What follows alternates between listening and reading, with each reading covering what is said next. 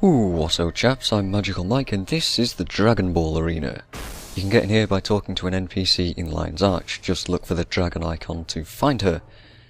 The game is similar to the old Dragon Arena in Guild Wars 1, with some key differences.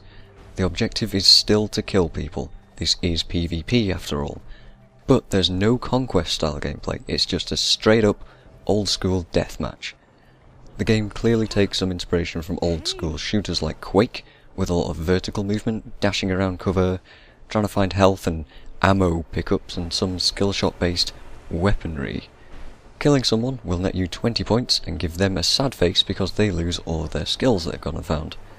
The first team to hit 500 points wins, so it's pretty simple. You've got 100 health and the main attack you have does 15 damage, so it takes a while to 1v1 someone.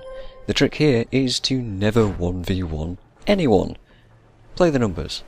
Go 2v1. Stick to your advantages. Run as a group, or you will likely lose the game, as demonstrated in this footage of me playing. So while you start off with only one weak skill, you can find orange orbs around the map to unlock others and upgrade the first. You can also find blue health orbs scattered around the map in certain locations, which you can use to heal up. Basically, they're health orbs. What do you think they would do? You don't naturally regenerate your health in this arena, and you don't take full damage, which I should mention as well. So the skills and the upgrades that you can get are as follows. The first is an upgrade to your auto attack that grants increased range and speed on the projectile, which by the way tracks the target by default anyway. This is a massive difference to the old lightning orbs from Guild Wars 1 Dragon Arena, because the whole skill of that old arena was in avoiding those orbs, and now you can't really, unless you use line of sight. Skill 2 is a bomb-like ground-targeted skill that does 30 AoE damage and has a recharge, as with all the rest of these skills. But it travels really slowly and it has a cast time, so you've got to aim it quite well. Skill 3 is a trap that you can place down while moving to chill people for quite a long time. I think it's 15 seconds. It's awesome for escaping in cramped areas like the tunnels, and honestly you can just place it down anywhere and you'll probably expect people to run into it. Skill 4 is a kick, which is exactly like the warrior kick, but instead it has an added daze effect. I'm not sure if it does damage or not, I can't quite remember. This one's good for interrupting people using skill 5 especially, or just for keeping an enemy locked out from attacking you. And lastly, skill 5 is a projectile reflect with a short duration. Again, it's an amazing defensive skill that can be used offensively if you can bait a group of people into attacking you. So those are the basic mechanics, but I didn't mention the jump pads yet, which are a huge deal in this thing. These things on the floor will launch you around the map in style. Some go vertical, some go horizontal. They throw you in the direction that you're running, and will throw you further if you dodge over them. But I would recommend not dodging over them because you go far enough anyway, and dodges are very valuable to try and escape. This mode is one of the rare, if not only occasions where you can actually attack in mid-air. However, using these pads I found would usually result in my death because I'm stuck in a motion that I can't cancel.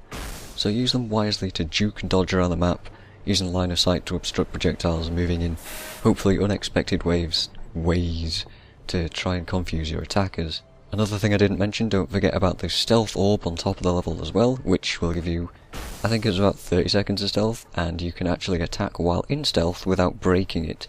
So basically you're unkillable, and it makes it incredibly a powerful buff. Yet this one isn't quite as powerful as the damage buff orb that appears in the bottom of the level in the arena in the centre.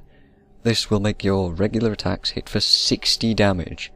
That's 4 times more than normal, which is insane for killing sprees. Now I was going to talk about my gameplay here, but I think I've gone on a bit too long already.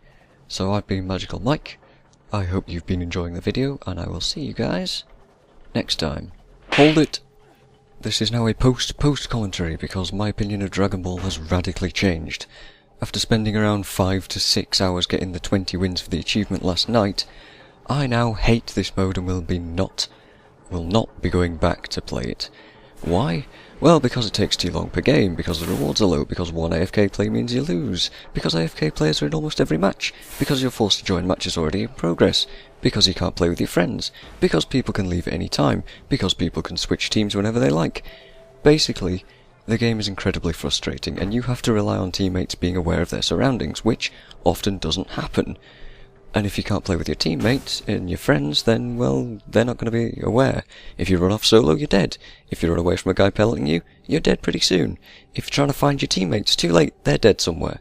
If you want to sit in spawn and wait for them to come, well, you can't do that either, because you get booted out into the arena. Now, I still recommend actually giving the game a try, but it's like a distraction for 20 minutes. Don't play it for too long, or you will hate it by the end of the day. And now I'm leaving for real, so I will see you guys next time.